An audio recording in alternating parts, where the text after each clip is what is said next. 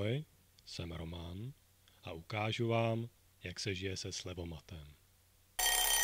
Uznávám, že po ránu, vlastně nejenom to, vypadám příšerně, protože jsem si pořídil permici do fitka se slevou, razím tam. A teď by to chtělo relax.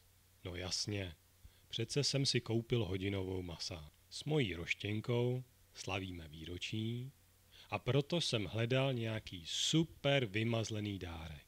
Na slevomatu jsem našel vyhlídkový LED balonek. Odpoledne se potkáme s partičkou. Jdeme na paintball a bude to pěkně ostrý.